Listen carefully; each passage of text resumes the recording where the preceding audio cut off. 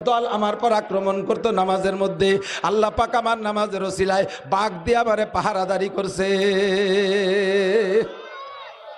ইব্রাহিম আলাইহিস সালাম জন্মের আগে জাদুকররা নমরুদরে বলে দিয়েছে এমন একটা সন্তান আসতেছে এই দুনিয়ায় যেই সন্তানটা তোমাকে মসনদ থেকে কান ধরে নামাবে, তোমাকে বেইজ্জতি করবে, রাষ্ট্র ক্ষমতা তার হাতে চলে যাবে। নমরুদ, যদি বাঁচতে চাও তাহলে ছেলেটাকে আশা বন্ধ করো।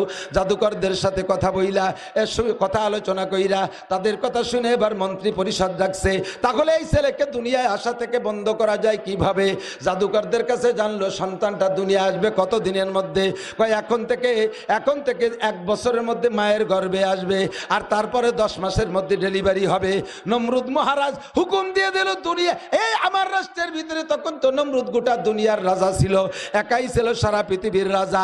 সারা দুনিয়ায় ঘোষণা করে দিল এখন থেকে 1 বছরের ভিতরে কোনো নারী আর পুরুষ এক জায়গা হইতে পারবে না। মিলন না হলে সন্তান আসবে কোত্থেকে? হুকুম হয়ে গেল আসবে, মানুষ সব বিচ্ছিন্ন হয়ে গেল। 1 বছরের ভিতরে নারী আর পুরুষ এক জায়গা হতে পারে না। আল্লাহ পাক রব্বুল আলামিন বলেন ওয়ামাকারু ওয়ামাকারাল্লাহ আল্লাহু খায়রুল মাকিরিন ইন্নাল্লাহা আলা কুল্লি শাইইন কাদির। আমি আল্লাহ সব কিছু করতে পারি। ও নমরুদ, তুই আমার ইব্রাহিম রে টাকাবি, তোর ঘরের মধ্যে বসাই আমার ইব্রাহিম রে পাঠাবো। নমরুদের মন্ত্রী ছিল আজার, ইব্রাহিম আলাইহিস সালামের আব্বা। আল্লাহু আকবার। ইব্রাহিম আলাইহিস সালাম মা ছিলেন ঘরে, আর আজর ছিল নমরুদের মেন অফিসে। ও দায়িত্ব নিয়েছিল এই প্রতিরক্ষার দায়িত্ব, যাতে সবাই ডিউটি সঠিকভাবে পালন করে। ইব্রাহিম আলাইহিস সালামের মায়ের ভিতরে একটা স্পৃহা জাগছে স্বামীর কাছে যার, অন্ধকার রাত্রে হাইটা স্বামীর কাছে গেছে, ও জায়গায় মিলন হয়ে গেছে। আল্লাহ পাক ইব্রাহিম রে তার মায়ের পেটে পাঠাইয়া দেছে। আল্লাহ যদি দেয় দুনিয়ার কেউ ঠেকাইতে পারে না। জাদুকররা পরের দিন এসে বলে নমরুদ মহারাজ, যেই সন্তানটাকে তুমি ঠেকানোর জন্য এত প্ল্যান প্রোগ্রাম করেছো, এত বাদ কন্ট্রোল আর জন্ম নিয়ন্ত্রণ পদ্ধতি আবিষ্কার করেছো, সে কিন্তু মায়ের গর্ভে চলে আসছে। এবার মন্ত্রীদেরকে নিয়ে পরামর্শ করে, তাহলে এই বাচ্চা রাখতে বাঁচা যায় কিভাবে? এখন থেকে 1 বছরের মধ্যে যত বাচ্চা ডেলিভারি হবে সব পুত্র সন্তানদের জবাই দাও। ওইটা হবে ছেলে পুত্র, সব পুত্র জবাই দাও, তাহলে ওই সাথে সেটাও মরে যাবে। কোনটা যে ইব্রাহিম তা তো গেদা থাকতে বোঝা যায় না। মায়ের শুরু হয়ে গেল। ইব্রাহিম আলাইহিস সালামের মায়ের গর্ভে যখন পূর্ণ হয়ে গেছে, জিবরিল আলাইহিস সালাম এসে ইব্রাহিমের মাকে বলে, ও মহিলা, যেই সন্তানকে দুনিয়া আসা ঠেকানোর জন্য নমরুদের এই প্ল্যান প্রোগ্রাম, ওই আল্লাহর খলিল তোমারই পেটে। ইব্রাহিম আলাইহিস সালাম মা কাঁদতেছে, আল্লাহ আমি এই নিয়ে কোন জায়গায় যাব? জিবরিল আলাইহিস সালাম এসে রাবারি কইরা, আজর ছিল অফিসে, ইব্রাহিম আলাইহিস সালামের মাকে নিয়ে গেছে জঙ্গলের মধ্যে। ও জায়গায় নরমাল ডেলিভারি, জান্নাতি হুররা আইসা তার ডেলিভারি করছে। বাচ্চাকে দ্রুত ডেলিভারি করাইয়া ইব্রাহিম আলাইহিস সালামের মাকে জিবরিল আলাইহিস সালাম বলছেন, আল্লাহর হুকুম আপনি বাড়ি চলে যান। কয় তাহলে আমার বাচ্চা কি হবে? যদি নিয়ে যান তাহলে আপনার স্বামী জবাই দিয়ে দেবে, আর যদি ফেলে যান তাহলে আল্লাহ ব্যবস্থা করবে। ইব্রাহিম আলাইহিস সালাম মা কয় আমানতু বিল্লাহ, আমি বিশ্বাস রাখি আল্লাহর উপরে, হেফাজত করনেওয়ালাকে আল্লাহ, হাফেজ আল্লাহ হেফাজত করবে। এই জঙ্গলের মধ্যে বাচ্চারে ফেলে রেখা, বাচ্চা নবজাতক বাচ্চা, চেহারা তো কেমন চেহারা, মুসলিম জাতির পিতা হবে, তার সন্তান ইসমাইল হবে। ইসমাইলের চেহারার ভিতরে নূরে মোহাম্মদী চমকাইবে। সেখান থেকে ইব্রাহিম আলাইহিস সালাম থেকে শুরু হয়ে গেছে চেহারা, অপূর্ব চেহারা। এমন নবজাতক কচি বাচ্চা নুরানি চেহারাকে ফেলাইয়া মায়ের যাইতে কেমন লাগে চিন্তা করেন। ফেলে রেখে পিছনের দিক তাকায় আর চলে যায়। রব্বুল আলামিন, আমার সন্তান তোমার কাছে আমানত, আল্লাহকে বলা লাগবে না, ওইটাই আমার সেই মুজাহিদ, ওটা আমার দায়িত্ব, চলে যাও। ইব্রাহিম আলাইহিস সালামের মা চইলা গেছে। এখন এই বাচ্চাটা খাবে কি? টেটা করে কাঁদতেছে, খাবে কি? জিবরিল আলাইহিস সালামকে, আল্লাহ এই নবজাতকের ক্ষুধার কান্না তো সহ্য করা যায় না, কি খাবার ব্যবস্থা করা যায়? আল্লাহ কোন জায়গা থেকে ফিডার ফ্লাক্সের ব্যবস্থা করব? আল্লাহ কয় ওই দায়িত্ব তোমার না। ওমা মিন দাব্বাতিন ফিল আরদি ইল্লা আলাল্লাহি রিজকুহা, এ জমিনে যত প্রাণী আছে সবার রিজিকের মালিক জোরে বলেন কে? আল্লাহ কয় না নুনার যুকুকুম ওয়াইয়াকুম, ওর মারে খাওয়াই আমি, ওর বাপরে খাওয়াই আমি, নমরুদরে খাওয়াই আমি, কারুনরে খাওয়াই আমি, ফিরাউনরে খাওয়াই আমি, লক্ষ লক্ষ কোটি কোটি কাফের মুশরিককে আমি আল্লাহ খাওয়াই, আর আমার খলিল বন্ধু না খেয়ে থাকবে। জিবরাইল তুমি কি মনে করো আল্লাহ কি খাওয়াবো? তাড়াতাড়ি কও। আল্লাহ কয় জিবরাইল তোমার দায়িত্ব তুমি পালন করো, হাত কান ধইরা আমার ইব্রাহিমের এই 3টে আঙ্গুল তার মুখের মধ্যে ঢুকাইয়া দাও। 3টে আঙ্গুল মুখের মধ্যে ঢুকাই দিয়েছে। নবজাতক বাচ্চা, আঙ্গুলও তার নরম নরম, মায়ের স্তনের বুটার মতো নরম। মুখের মধ্যে যখন আঙ্গুল গেছে, স্তনের বুটা মনে করে চুনচুন করে চুষা শুরু করে দিয়েছে। এক আঙ্গুল দিয়ে মধু, আর এক আঙ্গুল দিয়ে দুধ, আর এক আঙ্গুল দিয়ে পানি জারি হইয়া গেছে। তুই নমরুদ কি করবি? সুন্দর করে খাচ্ছে। ইতিমধ্যে মানুষের গন্ধ পেয়ে জঙ্গলেতে বাঘ চলে আসছে, পাহাড়ি জঙ্গল। বাঘ চলে আসছে একটা, বাঘে আইসা একেবারে কাছে চলে আসছে, মানুষের ঘিরানে খুশিতে গদগদ গদগদ করতে করতে আসছে, লেক্স লেক্স ফুলতি ফুলতি একেবারে কাছে যখন চলে আসছে, আল্লাহ তাআলা কয় এ বাঘ নো টক বাট উস্কুত, কথা কবি রে, চুপ থাক, এক কদম আগাবি না, ওটা মুসলিম জাতির পিতা, খাবি তো না খাবি না, আর এক কদম আগাবি না। এখন আল্লাহর হুকুম, বাঘ ফিরে চলে যাচ্ছে। আবার আল্লাহ কয় বাঘ আইসি জন জাতি পারবি না, আমার ইব্রাহিমরে পাহারা দিতে হবে। ও ছোট মানুষ, ওর গায়ে মাছি পড়তে পারে, মাছিতে পোকামাকড় হতে পারে, শরীর অসুস্থ হয়ে যেতে বসে মাছি খেদা বৈশা। আর বাঘে কয় আল্লাহ আমি একা একা কয়দিন খেদা বানি, কয়দিন রাখ, আর 3টে পাঠাচ্ছি। আরো 3টে বাঘ পাঠাই দিছে। বাঘদের হুকুম করছে ইব্রাহিম আলাইহিস সালামের সাথে গায়ের সাথে লেজের কাছাকাছি মিশাই দিয়া 4টে বাঘ 4 দিক বীর বিক্রমে বসে থাকবি, ক্ষেপণাস্ত্র ফিট করিয়া। লেবাননের হেজবুল্লাহ ক্ষেপণাস্ত্র ফিট করে বসে আছে, কালি আইগো মাইর হবে আর মাইর হবে, কতক্ষণ খালি মাইর হবে, টাস টাস করে ফুটবে, উড়িয়ে চলে যাবি উড়স মরার মতো। 4 ভাগ 4 দিক ক্ষেপণাস্ত্র ফিট করে বসে রয়েছে। যেই ভাগে মানুষ খায় সেই ভাগে মানুষ পাহারা দেয়, দিয়াই কে? আল্লাহ পাক করতে পারে কি পারে না?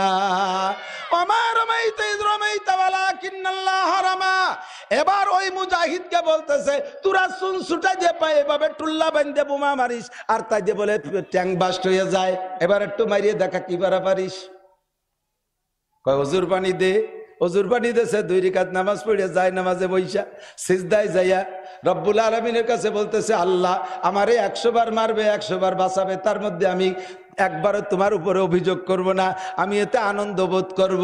তবে রব্বুল আলামিন তোমার কুদরত দেখতে চাইছে, এই বেঈমানের দল তোমার শত্রুরা তোমার কুদরত দেখতে চাইছে, আমারে মেরে ফেলুক দুঃখ নাই, একবার তোমার কুদরত একটু দেখাইয়া দাও। সিজদার মধ্যে কান্নাকাটি কইরে উইটা 1 মুঠ মাটি নেছে, ধুলোবালি, 1 মুঠ ধুলোবালি নিয়ে 2টা আয়াত পড়ছে। যেই আয়াতটা, যেই আয়াত 2টা নবী পাক হিজরতের রাত্রে মক্কা থেকে বেরোনোর সময় কাফেরদের বেষ্টনী ভেদ করে বেরোনোর সময় পড়েছিলেন। 1 নম্বরে শাহাতিল উজু, 1 নম্বর আয়াত হলো শাহাতিল উজু আয়াতের অংশ, আর একটা হলো আমা রমাইতে ইজ রমাইতে ওয়ালাকিন্নাল্লাহ হারামা। আয়াত 2 টুকরো পড়িয়া মাটি ধুলোবালির মধ্যে ফু দিয়ে কয় কোন দিক মারবো তোমাদের ট্যাঙ্কও, দেখে যে 60টে ট্যাঙ্ক এক লাইন ধরা, এই 60টে ট্যাঙ্ক বরাবর মারিয়ে দিয়েছে, টাস টাস করে 60টে ট্যাঙ্কে আগুন লাইগা গেছে। 1000 রুশ সৈন্য ওই একারে ফেলাই তুইয়া একেবারে পরনের কাপড় পরার সময় পাই নাই, ল্যাংটা ফ্যাংটা হয়ে জঙ্গলের মধ্যে দিয়ে পলাই সাইরা। ওরে যে আল্লাহ তাআলা এই ঘটনা ঘটায় দেখাইছে, ও আল্লাহ এখনো আছে না নাই? আল্লাহ তাই এখনো করে দেখাচ্ছে, আপনাদের কাছে খবর আসতেছে না। ফিলিস্তিনের মুজাহিদ একটা অস্ত্র মারে, তার দাম $300। কয় টাকা? 300 টাকা। $300 আমেরিকান ডলার মানে বাংলাদেশে 28,000 টাকা, 24,000 টাকা, 23, 80 টাকা করে ডলার, 24,000 টাকা। এই $300 24,000 টাকা একটা অস্ত্র মুসলমানে মারে। আর এই ডেরে ঠেকানোর জন্য ওই ইসরায়েল মারে 2 দিয়ে, সে 2 ডিয়ের দাম $1,20,000।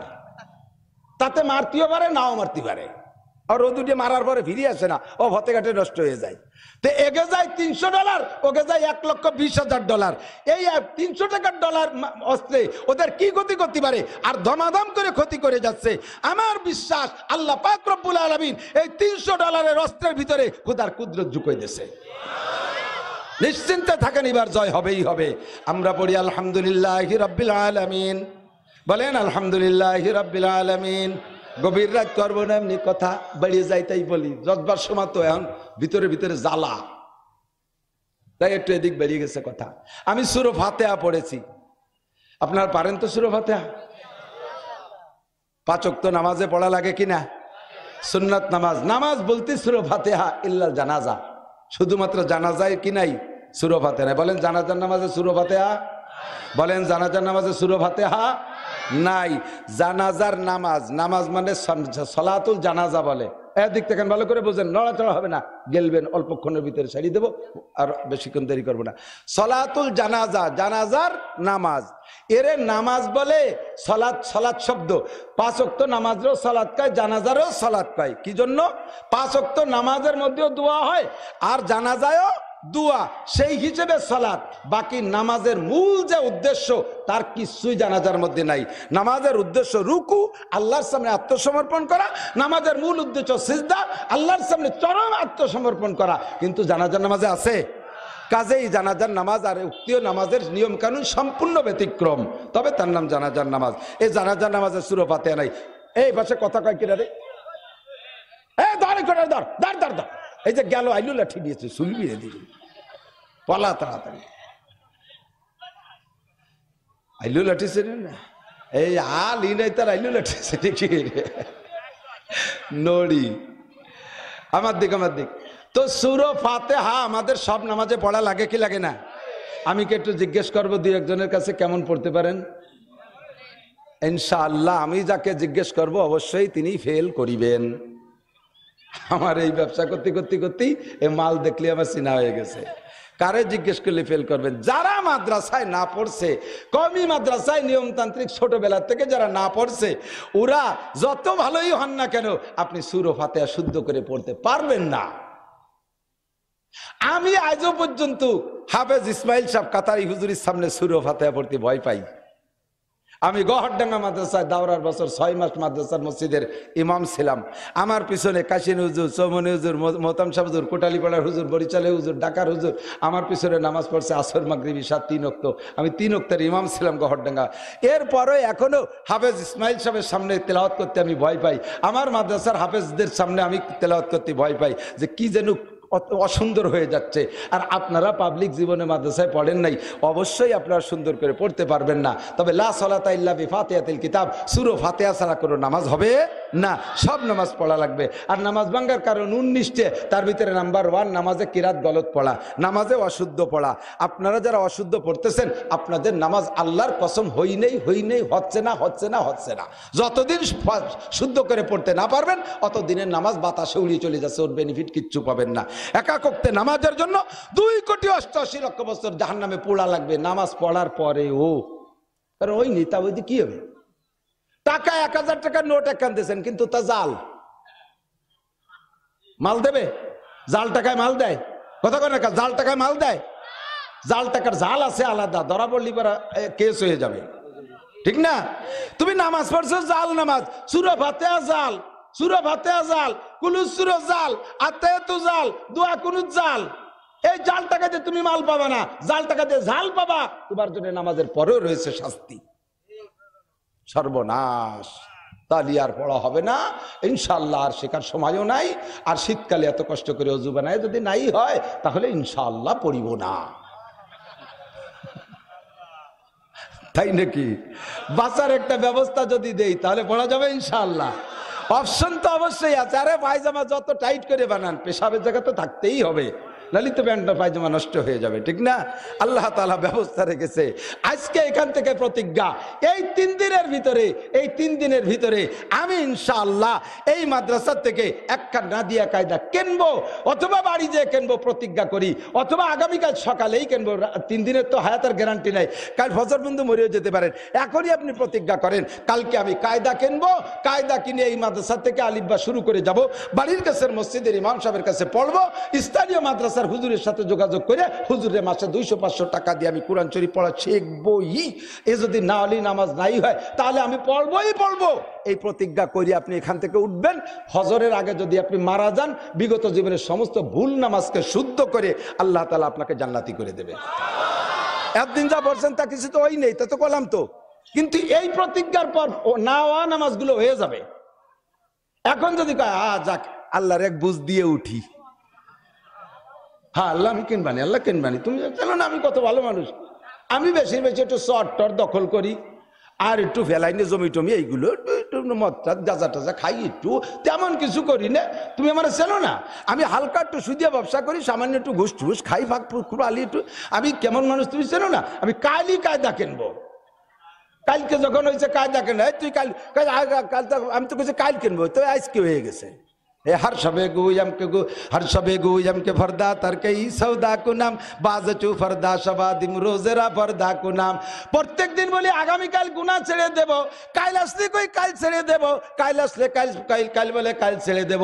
हर शबे गुयम के फरदा तरके सौदा को नाम बाजचू फरदा शबादिम रोजेरा फरदा को नाम। अल्लाह के टाली वाली चलबे ना, पक्का प्रतिज्ञा आमी कायदा किनबोई। বলা যাবে না? কিনা যাবে? পড়া যাবে? কোরআন শরীফ পড়া শিখে দেখেন, মজাই আলাদা। মাওলানা আব্দুল কুদ্দুস সাহেব বলতেছিলেন, খুলনা বিশ্ববিদ্যালয়ের ইমাম সাহেব, কয় হুজুর আমার মসজিদের একজন মুসল্লি, উনি খুলনা বিশ্ববিদ্যালয়ের প্রফেসর, স্যার আগে কোরআন শরীফ পড়তে পারতেন না, কোরআন শরীফ পড়া শেখার পরে এমন আশেকে কোরআন হয়েছে, সবসময় মসজিদে গেলেই খালি কোরআন শরীফ পড়ে। আমি জিজ্ঞেস করলাম, স্যার এত কোরআন শরীফ পড়েন, এত পড়েন, কয় খতম দিয়েছেন? কয় যে শিখার পরে আমি 30 খতম দিয়েছি। একজন প্রফেসর, বিশ্ববিদ্যালয়ের টিচার, সে যদি বুড়ো কালে কোরআন শরীফ পড়া শিখতে পারে, আপনি কেন পারবেন না? 30 খতম পড়েছে। কয় স্যার এক খতম শেষ করার পরে কি আবার ভর্তি মনে চায়? কয় যে মনে চায়, আবার ভর্তি মনে চায় মানে কি ওই সময় আর এক খতম শুরু হয়ে দিয়েছে আমি। আর কোরআন শরীফ পড়ার নিয়মই এই, সূরা নাস দিয়ে যখন পারা শেষ হয়ে যাবে 30 নম্বর পারা, ওই অবস্থায় সাদাকাল্লাহুল আযীম কে শেষ করবেন না, ফিরে আলিফ লামের থেকে শুরু, আলহামদুলিল্লাহ সূরা আলিফ লামের থেকে কদ্দুর পড়িয়ে তুই দেবেন। কোরআন শরীফের সারা জীবন রানিং এর পর রাখতে হবে, রানিং এর পর চলমানের পর রাখতে হবে। উনি বলেন 30 পারা 30 খতম পড়েছি, আর আমার কোরআন শরীফ ছাড়া কিচ্ছু ভালো লাগে না। দুনিয়ার নভেল নাটক বহুত পড়েছি, পেপার পত্রিকা বহুত পড়েছি, ওর মধ্যে কিচ্ছু নাই, খালি মিথ্যে কথা আর মিথ্যে কথা। কারণ পেপারে খালি কি কথা, ঠিক না? আমলিগালারা বিএনপির পত্রিকা কিনে পড়িয়ে তাজা মিথ্যে কথা, গাঁজাখোর, এ সাংবাদিককে গুলি করার দরকার। আবার বিএনপি আলা আমলিগির একখান জনকণ্ঠ কিনে পড়ে একেবারেই মিথ্যে কথা। আজকে কইলো মিথ্যে কথা, 5-6 দিন কয় মিথ্যে, প্রত্যেক দিন পেপার কিনে সমালোচনা করে মিথ্যে কথা। তাই আবার কেন ডেলি ডেলি মিথ্যে কথা কেন 10টা 20টা দিয়ে? বছর কথা কয় কারণে এইবার কিন্তু শক্ত কথা কবানি, একেবারে জম্মের কবানি দেশ কেনে কথা যে না শোনে বোঝা গেল তার মাও ভালো না, কতক্ষণ না কেন, তার আব্বাও বেয়াদব, গোষ্ঠী শুদ্ধ বেয়াদব। দেখ কতটা কইছি, এক শুনিস না, যা মাফ করে দিলাম, চুপ করে বয়। আল্লাহ তো কোরআন শরীফ তিলাওয়াত করা যখন শিখবেন তখন পড়ার একটা মজা পাবেন আলাদা। প্রত্যেক দিন একটু একটু পড়বেন, সারা জীবন ভরে কষ্ট করে এক খতম পড়বেন, 6666 তালা একটা দালান আপনার জান্নাতের মধ্যে হয়ে যাবে। আর ভুল কইছে, আস্তাগফিরুল্লাহ, 2টা দালান হবে। আপনারা পাবলিকরা যদি এক খতম পড়েন না, তাহলে আয়াত সংখ্যা পরিমাণ 2টা দালান পাবেন, আর আমি যদি পড়ি পাবো একটা দালান। এই জায়গাটা পার্সিয়ালিটি করছে আল্লাহ, আস্তাগফিরুল্লাহ। কেন করছে শোনেন, হাদিসে আসছে পরিষ্কার, আমি বানাই কোন উলামায়ে কিরাম সাক্ষী। পাবলিক যারা কোনো মতে পড়া শিখছে তাদের এক খতমে লাহু আজরান, 2 খতমের সওয়াব। আর সাদার আলেম উলামা হাফেজরা যদি পড়ে এক খতমের সওয়াব। কারণ হাফেজদের পড়তে তো কষ্ট হচ্ছে না, তুর করে পড়িয়ে চলে যাচ্ছে, আর পাবলিকই পড়ে ঘামিয়ে যাচ্ছে কপাল, জাগায় মতন, জাগায় হেজে, জাগায় মতন। আলহামদুলিল্লাহ রাব্বিল আলামিন, রব রব রব রব আলামজালিল রব্বিল আলামিন, গয়রি জবর গয়র আলামজালিল গয়রিল মাগদুবি আলাইহিম ওয়ালাদ দ আলিফ দাল আমলামজালিল্লাহ দাল্লিন, একটু হেজে একটু মতন করতে হাফাই গেছে। আল্লাহ কয় ওরে 2 খতমে সওয়াব দে তাড়াতাড়ি, ওরে এক খতমে 2টা দালান বানায় দে, কন্যা সুবহানাল্লাহ। কেন বলবেন না? আল্লাহ তো আপনার জন্য বিশাল অফার দিয়ে রাখছে। সূরা ফাতিহার 14টা নাম, কয়টা? কেউ বলেন 14 নাম, কেউ বলে 18 নাম। মুফাসসিরিনদের কিরামদের যাদের যেরকম এলেম সেইভাবে সে বলেছেন। তার ভিতরে একটা নাম হলো সূরাতুশ শিফা, সূরা ফাতিহা। 1 নম্বরে আমরা বলি কি? সূরা ফাতিহা। এই কথা হবে না, সূরা ফাতিহা। যেহেতু কোরআন শরীফ খুললেই ফাতিহা মানে খুলনেওয়ালা, কোরআন শরীফ খুলে এই সূরাটা পাই না, নামাজে খুলতে এই সূরা লাগে না, এই জন্য এই সূরার নাম কি? সূরা ফাতিহা। আর এক নাম সূরা শিফা। আপনি যে কোনো ভাবে যে কোনো রোগ ব্যাধির জন্য সূরা ফাতিহা ওযু সহকারে একাগ্রতার সাথে মহব্বতের সাথে আসবাবিল জজম 100% একিদের সাথে পানিতে পড়ে ফু দিয়ে খাওয়াই দেবেন, সুস্থ হবেই হবে ইনশাআল্লাহ। বিশ্বাস আছে না? কোনো মৌলবীরিতে পড়াবেন না, হ্যাঁ দিক কোনো মৌলবীরিতে পড়াবেন না। কারণ কি, আপনার বাচ্চারে আমি ফু দেব, আমার তো অত দরদ নাই। সন্তানের জন্য সবচাইতে বড় কবিরাজ মা, কথা কয় না? মায়ের চাইতে বড় কবিরাজ হয় মা। ফু দেয়, ও ফুর ভিতরে চোখের পানি পড়ে, আর আমি মৌলবী তো ফু দেয় 20 টাকার লোভে। আমি ভূত ছুটে যেতে পারে, এই ভূ আর মার ফু কোনোদিন এক দরে বিক্রি হয় না, ঠিক না? বাড়াইতে মৌলবীর জানাজা আর সন্তানের ইমামতির জানাজা কি একদমে বিক্রি হয়? হ্যাঁ, আপনার জানাজা পড়াবে কে? আমরা মসজিদে ইমাম রাখছি না, ইমাম সাহেবের 3 মাস ছুটি দেয় না। 3 মাস ছুটি, 3 মাস পরে ইমাম সাহেব ছুটি পাইছে। আজকে বাড়ি ফোন টোন করে যোগাযোগ করছে, আমি আসতেছি। ছোট ছোট 2 বাচ্চা রাস্তায় এসে দাঁড়ায় রয়েছে, এই তো আব্বা আসতেছে বাসে। বাড়ি সব রেডি, ইমাম সাহেব ব্যাগ বগ নিয়ে রেডি হয়েছে। ইতিমধ্যে খবর হয়েছে সভাপতি মরে গেছে। সভাপতি ছেলে আইসে কয়, হুজুর আপনার পায়ে ধরি, আমি আমার আব্বার জানাজাটা পড়াই দিয়ে যান না, লিয়ার হবে না রে, জানাজা ওই শ্মশানে পাঠাই দিতে হবে। কন্দি ইমাম সাহেবের কিরম দেখতেছে সেই সময় রাগ এতে ব্যাগ চালিয়ে ফেলাই দিয়ে কয়, শয়তান বাইচে থাকতেও জ্বালাইছে মসজিদি, আর মরিও জ্বালালো, মরতে আর দিন পালো না। তার সারাটা শরীরে আগুন ধরে গেছে, মেজাজে আগুন লেগে, তোর জানা যাবি ফরবাই দাঁড়া, বিড়িও জুতি ফরবো, তুই আইস কেন মরলি? 15-20 দিন আগে উমরায় রওনা দিয়েছে, ফ্লাইটে এয়ারপোর্টের মধ্যে ঢুকতেছে, বিমানে ঢুকবে, এর মধ্যে বাড়িতে ফোন গেছে আব্বা অসুস্থ। উমরার সবকিছু ক্যান্সেল করে দিয়ে প্রায় 1.25 লাখ টাকা মাইট দিয়ে বাড়ি চলে গেছে। বাপ যদি মরে যায় তাহলে আমি উমরায় গেলে আমার আব্বার জানাজা পড়াবে কিনা? বাড়াইতে মৌলবীতে আব্বার জানাজা হবে না, উমরা ক্যান্সেল করে দিয়ে ফ্লাইট বাদ দিয়ে চলে যাইছে।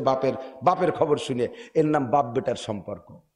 কতক্ষণ আপনার জানাজার ইমামতি করবে কে? আপনার জানাজার ইমামতি করবে কে? ওই ইত্তেবাসী বহুত অফিসার, আর্মি অফিসার, একবারে 8-10 জন জজ, এ খবর আমরা অনেক আগের থেকে জানি। ইতনে ভরি অফিসারের গাদি, কয়জন ইমাম বানাইছেন, কয় অফিসার? আপনার জানাজার ইমামতি করবে কে? আপনার সূরা কিরাত ফাতিহা এই পড়নেওয়ালা কে?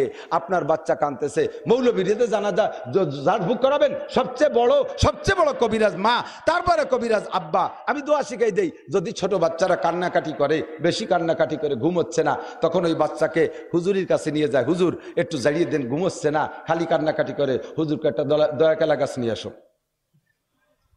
ছুটা উঠে গিয়ে, ছুটা গলার ফেতরা উঠে গিয়েছ, হুজুর একটু ভিতরে ফতরায় কয়টা গিরিয়ে দিয়ে দিল, জবান দিয়ে থোকে গলায়। আরে হুজুরের কাছে দয়া কেলা গাছ পড়া লাগবে না, মা বাচ্চারে কোলে করে নিয়ে ঘুরবে আর কোরআন শরীফ পড়বে। ওয়াজআলনা নাওমাকুম সুবাতা, ওয়াজআলনা নাওমাকুম সুবাতা, সূরা নাবার আয়াত 30 নম্বর পারার প্রথম সূরার মধ্যে আছে, ওয়াজআলনা নাওমাকুম সুবাতা। বাচ্চারে কানে গুনগুন করে শুনে মা যদি 10-20 বার পড়ে, দেখবেন ইনশাআল্লাহ অনায়াসে ঘুমাইয়া গেছে, অনায়াসে ঘুমাইয়া গেছে। ফালাকার নাচ পড়ে চোখে মুখে ফুঁক দেবেন, জিনের কোনো ক্রিয়া থাকলে সরিয়া চলে যাইবে, জাদু মন্ত্রের ক্রিয়া থাকলে চলে যাবে। আর বাচ্চারে ঘুমানোর জন্য বলবেন ওয়াজআলনা নাওমাকুম সুবাতা।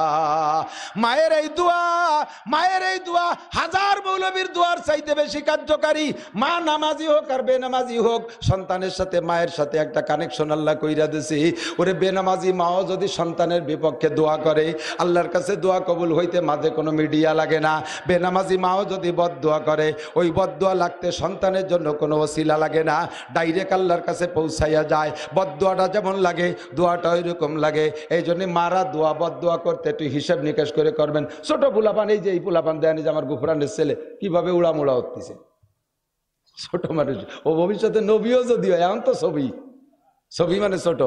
আর পোলাপান বিরক্ত করে, মারা রাগ করে কয় তুই মার, তুই সবাই খাই না কে, তোর আগে খাই না কে, তুই গাড়ি তলে পড়ে, তোর কলে রাও, তোর ঠাটা বড়ু। এরকম আছে না কিছু নেককার মা? বলে আল্লাহ নবী বলেন, হ্যাঁ দিক তাকান, ইয়া মাশারান নিসা তাসাদদাকনা ওয়ালা মি হুলি কুন্না ফাইনি উরিতু কুন্না আকসার মিন আহলিন নার। হে নারীরা, তোরা দান করবি বিটা গেছে বেশি, পুরুষের চাইতে বেশি দান করবি, বেশি বেশি দান করবি। কারণ আমি জাহান্নাম দেখতে গিয়ে দেখি ওর মধ্যে খালি বিটি আর বিটি, মহিলায় গাদি, খালি মহিলারাই দোজকের মধ্যে বেশি। সাহাবায়ে কেরাম মহিলা জিজ্ঞেস, হুজুর সমস্যা কি? হুজুর বলেন তাদের দুইটি দোষ, 1 নম্বরে তাকসুন্নাল লান, 2 নম্বরে তাকফুন্নাল আশির। এই মহিলাদের স্বভাব 1 নম্বরে অভিশাপ করে বেশি। পুরুষরা অত অভিশাপের দাঁত ধরে না, 2-3 কথায় পেঁয়াজ বাঁধতে গেলে হাতের আমল শুরু করে দেয়, ঠিক না? কুচি ধরিয়ে ছাড়িয়ে গালাগালি, অত গালাগালি ওরা সময় আছে নাকি? 3 কিল দিয়ে সময় বাঁচাই। আর মহিলারা এমন উজাগে মতো পচা কথা কতি পেটের তাজা বাচ্চা বেরোয় ফেলায় দেয়। উজাগে বকাবকিতে যেমন সাপের বিষ বেরোয় চলে আসে, বিটিকে ঝগড়া আর গালাগালি কাজাকাজি ঠেলায় সাপের বিষ বেরোয় চলে যায়। করতে এরপরে অভিশাপ শুরু করে দেয়। এমনকি স্বামীর এ পর্যন্ত কয়, স্বামীর সাথে একটু গ্যাঞ্জাম লাগছে, স্বামী দূরে সর দে, তোর মুখ যেন দুনিয়ায় দেখি না, তুই বাড়িতে যাচ্ছিস যেন ফিরে আসিস না। তোর বদ্ধ দিলে ফিরে যদি না আসে, তুমি কোন দেখি রে বেড়াবারে, এই হিসেবে আছে। পিছনের চিনতে বাদ দিয়ে তারে বুঝিয়ে দিচ্ছ। নিজের সন্তান রে কয়, তোরে সাপে খাক বাঘে খাক, তুই গাড়ির তলে পড়ে মর। বদ্ধ দেশে দাওয়া দৌড়ে চলে গেছে রাস্তার পর, বালির টেরাকা সে ডলিয়ে দিয়ে গেছে। এরপরে কাঁদবে কিডা কন্ত? ওই মাই কাঁদবে, ওই মাই কাঁদবে। জড়াই ধরে এবার আল্লাহর নামে অভিযোগ করতেছে, আল্লাহ তুমি আর কেডা সহি দেহ না। আল্লাহ কয়, শয়তান দাঁত ফেলাই দিই, তুই একটু আগে করলি ওরে গাড়ির তলে ফেলাই মারতি, তুই মা কইছিস আমি না কবুল করে পারি? একে চশমে জাদান গাফেলা যা শাহনাবাসী, একে চশমে জাদান গাফেলা যা শাহনাবাসী, শায়াদ কে নে গাকুনাদা গাহনাবাসী। আল্লাহ পাক বিভিন্ন সময় দোয়া কবুল করে। এই দোয়া কবুল করার সময় তুমি বদদোয়া করছো, ওইটাও কবুল হয়ে গেছে। মায়ের বদদোয়াও কবুল হয়, দোয়াও কবুল হয়। ও দোস্ত, সূরা ফাতিহা, এটার নাম আয়াতে সূরাতুশ শিফা, পড়ে দোয়া করলে কবুল হয়। নামাজের মধ্যে আমরা পড়ি, পড়ার সিস্টেমটা বলবো আমার নিঃশ্বাস বড় আছে, সুন্দর ভালো পারি। একে নিঃশেষে নামাজের মধ্যে দাঁড়াইয়া আলহামদুলিল্লাহি রাব্বিল আলামিন আর রহমানির রহিম মালিকি ইয়াউমিদ্দিন ইয়্যাকা না'বুদু ওয়া ইয়্যাকা নাস্তাঈন ইহদিনাস সিরাতাল মুস্তাকিম সিরাতাল লাযীনা আন'আমতা আলাইহিম গায়রিল মাগদুবি আলাইহিম ওয়ালাদ-দাল্লিন। শুদ্ধ। আমি তো গ্রামার জানি, অশুদ্ধ পড়ি নেই, তর্জমা ঠিক আছে। এইভাবে পড়বেন, এটা নামাজ হয়ে যাবে, কিন্তু সুন্নতের খেলাফ। নামাজের মধ্যে যদি ইমাম সাহেব পড়েন তিনিও, আমরা একা একা পড়বো তিনিও, সুন্নত নামাজ পড়বেন তিনিও, নফল পড়বেন তিনিও। পড়ার সিস্টেম কি?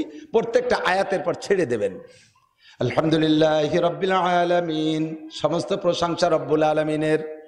এই কথা বলে ছেড়ে দিলে আল্লাহ একটা জবাব দেয়। আপনি বলে পড়ে ছেড়ে দেওয়ার পরে আল্লাহ একটা কথা কয়, সেটা কি কয়? হামিদানি আব্দি, আল্লাহ বড় খুশি হয়। ও চমৎকার, আমার বান্দা ন্যায্য প্রশংসা করেছে আমার। আমি যে কায়নাত, এহকাল পরকাল, দনু জগৎ, সারা জগতের প্রতিপালক, আমার বান্দা এই কথা বলেছে। হামিদানি আব্দি, আমার বান্দা আমার প্রশংসা করেছে। এই কথা বলে আল্লাহ তাআলা জবাব দেয় আপনার এই সূরা ফাতিহার প্রথম আয়াতের। যখন বলে আলহামদুলিল্লাহি রাব্বিল আলামিন, আল্লাহ কি কয়? হামিদানি আব্দি, আমার বান্দা আমার প্রশংসা করছে। এরপরে বলবেন আর রহমানির রহিম। এই কথা বলার পরে আল্লাহ কয় আসনা আলাইয়া আব্দি, আমার বান্দা আমাকে উপযুক্ত প্রশংসা করেছে, আমার সানা করেছে, আমার প্রশংসা করেছে, এই বলে আল্লাহ জবাব দেয়। এরপরে বলবেন মালিক ইয়াউমিদ্দিন, বলে ছেড়ে দেওয়ার পরে আল্লাহ কয় সাদাকা আব্দি, ও বান্দা তুমি সত্য কথা বলেছো। বিচার দিনের মালিককে? মালিক ইয়াউমিদ্দিন, বিচার দিনের মালিক আল্লাহ। বলার পরে আল্লাহ খুশি হয়ে কয় সাদাকা আব্দি, থ্যাংক ইউ বান্দা, তুমি সত্য কথা বলেছো। বিচার দিনের মালিক তোমার হাইকোর্টের বিচারপতি না, তোমার বাংলাদেশ সুপ্রিম কোর্টের বিচারপতি না, সারা দুনিয়ার মাতবারি করতেছো যারা, তারা কেউ বিচারপতি না। বিচার দিনের মালিক আমার আল্লাহ। এই কথা বলার পরে আল্লাহ কয় সাদাকা আব্দি, সত্য কথা বলেছো। এই কথাগুলো আল্লাহ বলে। এদিক নড়াচড়া, আসল বুঝ পরে রয়েছে। এরপরে বলবেন ইয়্যাকা না'বুদু ওয়া ইয়্যাকা নাস্তাঈন, আল্লাহ ইবাদত একমাত্র তোমারই করি। জোরে কোন কার? ভাইজান কইছে না ওয়ালা ইউশরিক বিইবাদাতি রাব্বিহি আহাদা। নামাজ পড়ি কার জন্য? রোজা কার? হজ কার? যাকাত কার? একটু হজ করে আইসা মাহফিলের সভাপতি বাদবে তো আল্লাহ বাসালি সারা বছরে, এখন তো সিজন 4 মাস রয়েছে, প্রত্যেক বছর 2-4 বাদে সভাপতি নাম আছে পোস্টারে, দিয়ে যে স্টেজে নাই সভাপতি, চেয়ার এখন খালি। একজন কয় আপনি বসেন, কয় না ওটা সভাপতি চেয়ার, ডাক দেন সভাপতিরে। কয় উনি রাগ হইছে। কেন রাগ হইছে? কয় উনি এবার হজ করে আইসে, সে আল হাজ কাগজে লেখি নেই, তাইতে আসবে না। সুবহানাল্লাহ। হজ করে আইসে, সে আল হাজ কেন লেখি নেই। আমি কয় টাকা লাগতো? 8 লাখ টাকা দিয়ে হজ করে আইছি আর তুমি 3 টাকার জন্য আমার নামটা লিখলে না, যাবো না তোর মাহফিলি। তাহলে হজ করছে কি আল্লাহর হস্তে না ওই পোস্টারে নাম লেখানোর জন্য? এক পাইরও নাকি পাবা না দুদু, ফকু হাতে উঠতে হবে আসরের মাঠে। হজ করছে কার জন্য? আরে একবার হজ করে যদি আল হাজ হতে হয় তাহলে 60 বছর নামাজ পড়ি, তাহলে আল মুসল্লি হতে হবে না? তো আল মুসল্লি তো কেউ কয় না।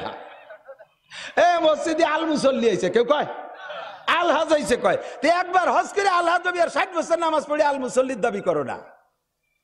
এই শয়তানি বাদ দাও। আপনি তো দাড়ি রাখতেন না, দাড়ি রাখছেন যে? বুড়ো হয়ে গেছে, দাড়ি না রাখলে মানসি কি কয়? তাহলে এই দাড়ি আল্লাহর জন্য রাখো না, এই তো মানসি কি কয় ঠেয়ানোর জন্য রাখছেন। এই বাদত হবে না, তেনে কি হবে না? আগে তো প্যান্ট শার্ট পরতেন, নামাজ পড়তেন না। এই যে এখন যে নামাজ পড়েন, ওই বোর জ্বালায়, নাতি পুতা জ্বালায়, দিয়ার কায়দা নাই, সে দায় ঠেয়ে মসজিদ দিয়েছি। তাহলে এই নামাজ তুমি কার জন্য পড়তেছ? সব ওই জায়গায়। মাদ্রাসা এত কিছু দিছি, হ্যাঁ বিল্ডিং এটা করে দিছি, বিল্ডিং করে দিছি, দেখুক মানুষ, দেখুক যে আমরা খালি খাই না, কিছু দেইও। বিল্ডিং হবে, ওর মধ্যে হুজুররা বড়িয়ে বড়িয়ে আলেম হয়ে যাবে, তুমি কিচ্ছু পাবা না। মানুষ দেখুক, এটা করছি আমি, ওটা করছি আমি, সেটা করছি আমি, গল্প মারে না? ইউহিব্বুনা ইউহমাদু বিমা লাম ইয়াফআলু, কোরআন শরীফে কয়। কিছু তো করিয়ে কয় যে করছি, আর কিছু আছে না করিয়েও কয় করছি, আছে না নাই? না করিও কয়, আবার প্রলোভন দেয়, যা করছি করছি, আগামী বারার একটা বার সুযোগ দেন। আপনাদের কাছে আমি বলি, সুযোগ দেন, দেখেন কি করে ছাড়ি দেই। রাস্তাঘাটে খাল বানাই দেবো, 12 মাস কাল নৌকো বেয়ে বেড়াতে পারবেন, আসমান ভেঙে জমিনে নামাবো, লাঠির মধ্যে মুগুর ভরবো। আল্লাহ কয় বাটপার তোরে চিনি, গত বছর ওই টোন মন সব সাফ করে ফেলাইছিস খাইয়া, আজ দিয়ে দরকার নাই। ও দোস্ত, মেম্বারি করবো আল্লাহর হস্তে, চেয়ারম্যানই করবো আল্লাহর হস্তে, এমপিগিরি আল্লাহর হস্তে, মসজিদ আল্লাহর হস্তে, মাদ্রাসা আল্লাহর হস্তে, দান খয়রাত আল্লাহর হস্তে, নামাজ রোজা আল্লাহর হস্তে, তিলাওয়াত আল্লাহর হস্তে, তাবলীগে যাব আল্লাহর হস্তে, জিকির করবো আল্লাহর হস্তে। কেউ শুনানোর দা, কেউ শুনুক আর না শুনুক, আমার কাজ আমি করিয়ে যাইব। কতক্ষণ ঠিক ঠিক না? ইয়াকা নাবুদু, ইবাদত তোমারই করি। কার? এরপরের অংশ ওয়াইয়াকা নাস্তাইন, আল্লাহ সাহায্য তোমারই কাছে চাই, হাসিনের কাছে চাই না, খালেদার কাছে চাই না, দুনিয়ার কোনো মানুষের কাছে চাই না। সাহায্য কার কাছে? আল্লাহর কাছে। তাহলে এই আয়াতের মধ্যে দুইটি অংশ, একটা হলো আল্লাহর ইবাদত করি বলে বললাম, আর একটা হলো আমার প্রয়োজনটা পেশ করলাম। এই কথার পরে আল্লাহ তাআলা জবাব দেয়, হাজা বাইনি ওয়া বাইনা আবদি, হাজা বাইনি ওয়া বাইনা আবদি। এই আয়াতটা আমার আর আমার বান্দার মধ্যে দুই ভাগ। ওয়ালি আবদি মা সাআলা, আমার টুক আমি পাইছি, বান্দার টুক বান্দারে দিয়ে দিলাম। ইহদিনা, এবার বলতেছি, আগে তো বলছি যে আল্লাহ তোমার কাছে সাহায্য চাই, এবার সাহায্যের কিছু নাম বলে দিচ্ছি আল্লাহকে। কষ্ট হচ্ছে আপনাদের? কি বললাম? আল্লাহ আমি তোমার কাছে একটা তাকাজা, একটা দাবি, এদিক এদিক খুব, আল্লাহ আমি বড় বিপদে আছি, এই বাংলাদেশে তো সবচেয়ে বড় বিপদে আছি। কি বিপদে? আমি তো সঠিক রাস্তায় খুঁজে পাচ্ছি না। আমলীগ, বিএনপি, জামাত, জাতীয় পার্টি, আটরশি, চন্দ্রপাড়া, মানিকগঞ্জ, সুরেশ্বর, ভোজেশ্বর, ইনায়তপুর, বাহাদুরপুর, তবলিগ, এতাহাতি, ওয়াজাহাতি, কাদিয়ানি, হিজবুত তাওহীদ, আহলে হাদিস, মাযহাবি, শাফি, হাম্বলি, মালিকি, কি আর তো বুঝে উঠতে পারছি না কোন দিক যাব। কাজেই আমাকে ইহদিনাস সিরাতাল মুস্তাকিম, সঠিক পথ কোনটা এটা আমাকে দেখাও। বুঝেন নাই কথা? বলার সাথে সাথে আলি আব্দি মা সালা, থ্যাংক ইউ বান্দা, ঠিকই বলেছিস, তুই সঠিক রাস্তা চেয়েছিস, তুই যা চাইছিস আমি তোরে পথ দেখাবো, দাঁড়া।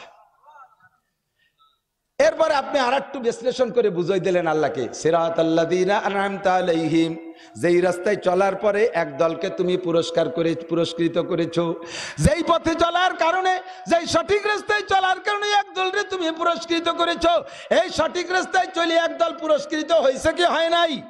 1 নম্বরে সাহাবা, বলেন 1 নম্বরে, 2 নম্বরে তাবে, 3 নম্বরে তাবে তাবেইন। এই 3টে দল সম্পর্কে নির্দ্বিধায় বলতে পারি তারা সঠিক পথ পেয়েছিল আর সঠিক পথে চলে তারা পুরস্কৃত হয়েছে। আমার নবী 3 দল সম্পর্কে বলেছেন, আমার সাহাবায়ে কেরাম জান্নাতি, তাদেরকে যারা ঈমানের সাথে দেখছে তারাও জান্নাতি, এই তাদেরকে যারা ঈমানের সাথে দেখছে তারাও জান্নাতি। 1 নম্বরে সাহাবায়ে কেরাম জান্নাতি, 2 নম্বরে তাবেঈরা জান্নাতি, 3 নম্বরে তাবে তাবেঈনরা জান্নাতি। আমি তাদের রেফারেন্স দিয়ে বললাম, আল্লাহ এই মানুষগুলো তোমার কাছ থেকে